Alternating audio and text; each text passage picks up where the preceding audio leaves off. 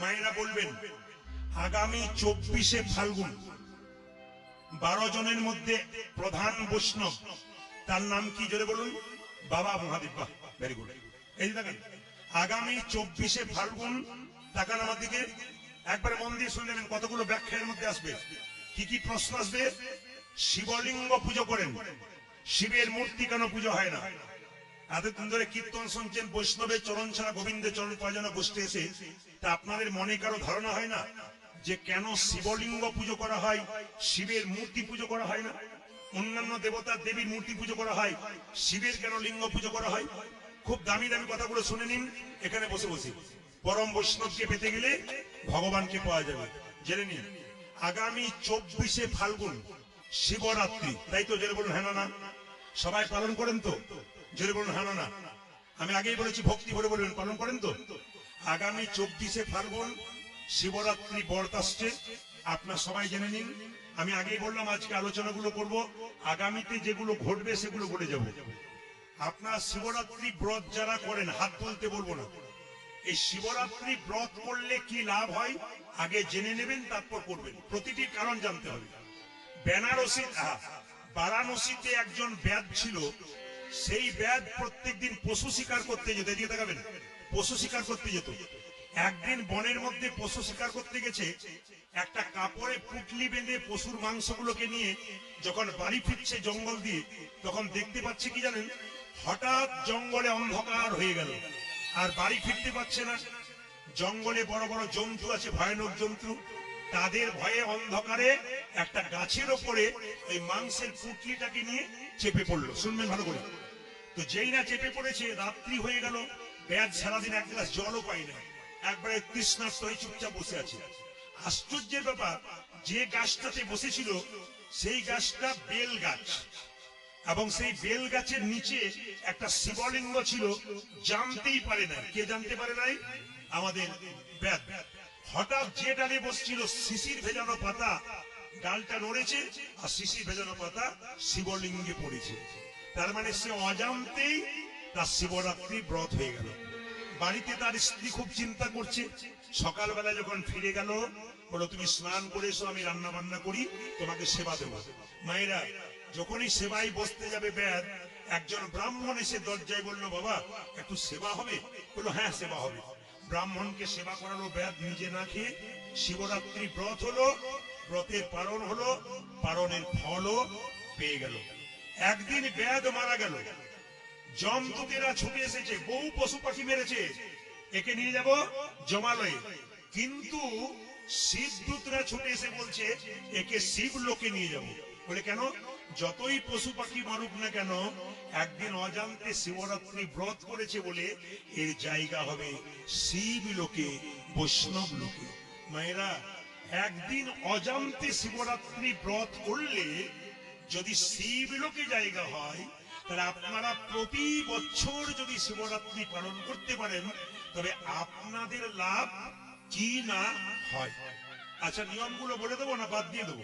জোরে বলুন, নিয়মগুলো বলে দিই আপনাদের। শিবরাত্রি ব্রতের আগের দিনে প্রত্যেকটি দাদা ভাই মায়েরা যারা করেন, তাদের হবিষান্ন করতে হবে। এমনি হয় না, কিন্তু কি করতে হয়? হবিষান্ন করতে হয়। হবিষান্ন, হ্যাঁ, হবিষ করতে হয়। এইবার দেখুন, পরের দিন সকালবেলায় শিবরাত্রি ব্রত পালন করবেন। আপনাকে আগের দিন রাত্রিতে কিন্তু কম্বলে শুতে হবে, বিছানায় নয়। পবিত্র কাপড় পরে পবিত্র ভাবে থাকতে হবে। এইবার সকালবেলায় 4টি শিবলিঙ্গ তৈরি করবেন মাটি দিয়ে। এগুলো ইউটিউবের মাধ্যমে আপনারা শুনতে পাবেন, তবু শুনে যান, আপনাদের লাভ হবে। আপনারা 4টি শিবলিঙ্গ তৈরি করবেন। এই 4টি শিবলিঙ্গ 4 প্রহরে পুজো করবেন মাটি।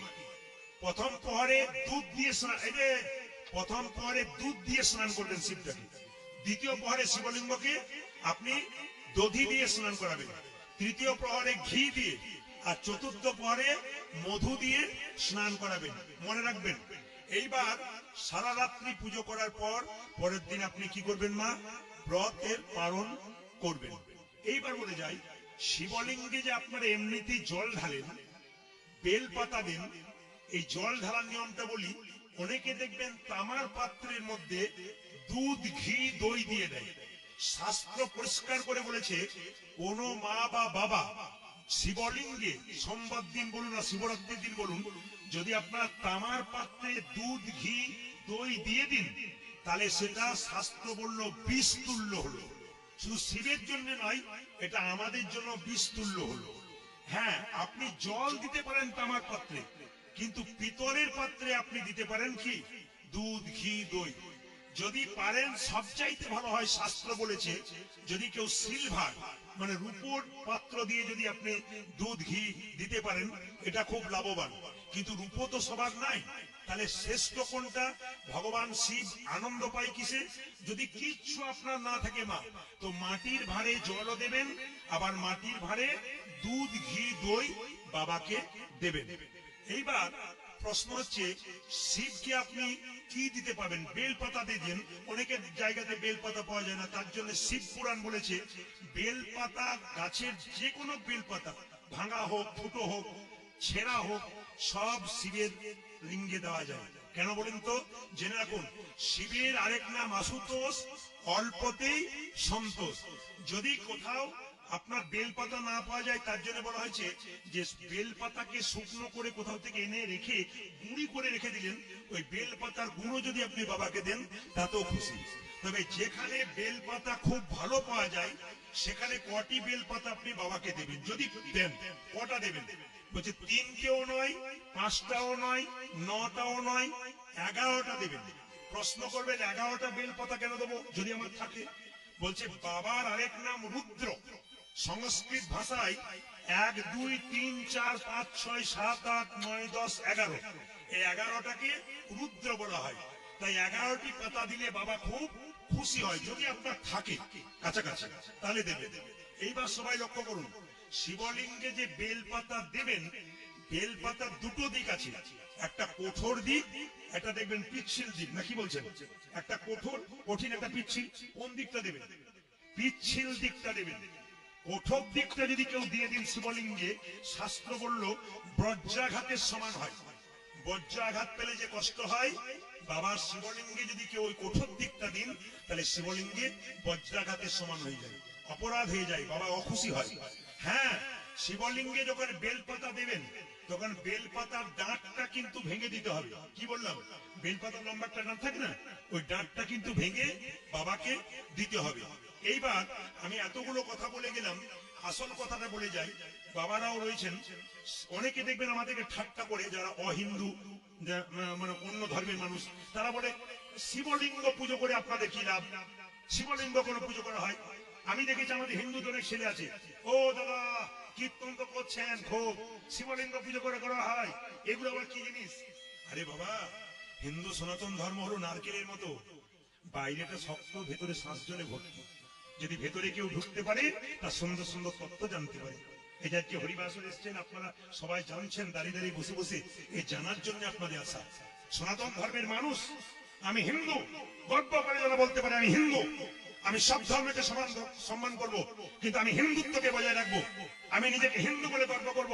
বিবেকানন্দ আমেরিকার মাটিতে গিয়ে চিৎকার করে বলেছিল আমি হিন্দু, আমি হিন্দু, চিৎকার করে বলেছিল।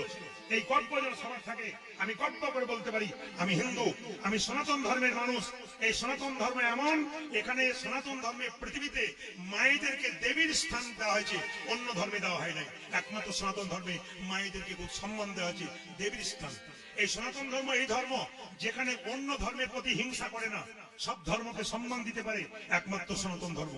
তাই সনাতন ধর্মের মানুষে আমাদের সামনে মাথায় রাখতে হবে যে আমরা কোনো ধর্মকে আমরা সম্মান করবো না, সব ধর্মই সমান, সবাইকে ভালোবাসতে শিখবো, সবাইকে সম্মান দেবো, সব ধর্মের মানুষকে সম্মান দেবো, কিন্তু নিজের ধর্মকে কোনদিন ছোট করবো না। অন্যের সামনে নিজের ধর্মকে যদি অপমান করা হয়, তাহলে নিজের বাবা মাকে যদি আপনি অন্য জাতির সামনে নিজের ধর্ম সম্বন্ধে খারাপ কথা বলেন, তাহলে নিজের মা বাবাকে অপমান করা যেমন, ঠিক সেরকম হয়ে গেল। জেনে নিন আপনারা, শিবলিঙ্গে যে মায়েরা শিবলিঙ্গ কেন পুজো করা হয়? আচ্ছা বলুন তো মায়েরা, সতী যখন দেহত্যাগ করেছিল, বাবা ভোলা তখন মাথাতে চাপিয়েছিল না কাঁধে চাপিয়েছিল? জোরে বলুন, জোরে বলুন। কাঁধে। বাহ, আমার না বললেও হতো, আর না এলেও হতো, আপনারা সব জানেন। বেশ, কাঁধে চাপিয়েছিল, ঠিক তো? আচ্ছা মায়েরা, আপনারা হয়তো জানেন কিনা জানি না, বাবা যখন সতীকে কাঁধে চাপিয়েছিল, তখন তার দিগম্বর রূপ হয়েছিল। দিগম্বর মানে কি? একবারে কাপড় শরীরে ছিল না। দিগম্বর মূর্তিতে চলেছেন তিনি, সতীকে নিয়ে পাগলের মতো। সতীর 108টি অংশ শরীর থেকে খসে খসে পড়েছিল। ভারতবর্ষের মধ্যে 51টা জায়গায় পড়েছিল, 51 পিঠ তৈরি হয়েছিল, নাকি বলছেন? আর অন্যান্য জায়গায় টোটাল 108টা পড়েছিল। আমার দিকে তাকাবেন, যে যেখানে আছেন। যখন দিগম্বর রূপ ধারণ করেছিল শিব, তখন ওই দিগম্বর মানে উলঙ্গ রূপ, সেই রূপ দর্শন করেছিল কারা? ঋষির পত্নীরা।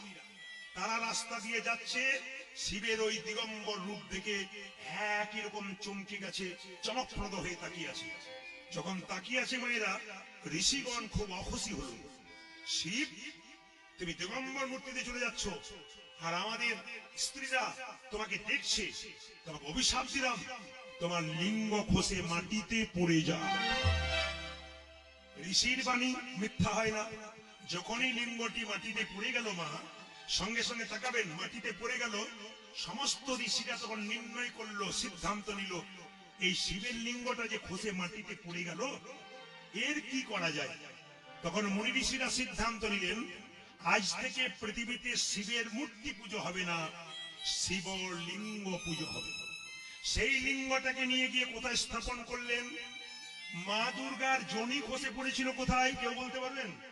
বলুন, কেউ বলতে পারবেন? হ্যাঁ, বাহ, আসামে। তাই তো, কামাখ্যা মন্দিরে, নাকি বলছেন? হরে কৃষ্ণ। কামাখ্যা মন্দিরে দেখবেন, যে কামাখ্যা মন্দির আসাম, ওখানে যে মা দুর্গার যোনি পড়েছিল, ওইখানে শিবলিঙ্গটাকে প্রতিস্থাপন করা হলো। জেনে নিন মায়েরা, যে শিবের মূর্তি দেখেন, তার নিচে যে অংশটি দেখেন, ওটি দুর্গার যোনি। তার মানে এর থেকে প্রমাণ দিচ্ছে কি, যে যদি আপনি শুধু লিঙ্গ পুজো করেন তাহলে শিব পুজো করা হয়, আর যদি মা দুর্গার যোনি পুজো হয় লিঙ্গের সঙ্গে, তো দুর্গাকেও পুজো করা হয়।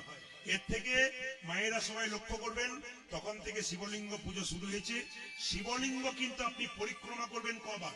শিবলিঙ্গ পরিক্রমা 3 বার নয়। দেবদেবীর মন্দির, হ্যাঁ, দেবদেবীর মন্দির 3 বার, ভগবানের মন্দির কবার? ভগবানের মন্দির 4 বার, আর শিবলিঙ্গ হাফ বার। কিরকম? ধরুন, এটা শিবলিঙ্গ, এখানে অভিষেকের জলটা এদিকে চলে যাচ্ছে, এই পর্যন্ত এলেন, আবার এই পর্যন্ত এলেন, পেরিয়ে গেলেন না। যদি পেরিয়ে গেলেন তাহলে কিন্তু আপনার ফল হলো না। শিবলিঙ্গে জল দেওয়ার পর আপনি মায়েরা এই পর্যন্ত আসবেন, আবার এই পর্যন্ত আসবেন, পেরিয়ে যাবেন না। এখান থেকে এতটা, আবার এখান থেকে এতটা, এটা না হাফ বার, অর্ধেক বার আপনারা পুজো করবেন। আজকে শিব তত্ত্ব সম্পর্কে আপনাদের জানিয়ে দিলাম।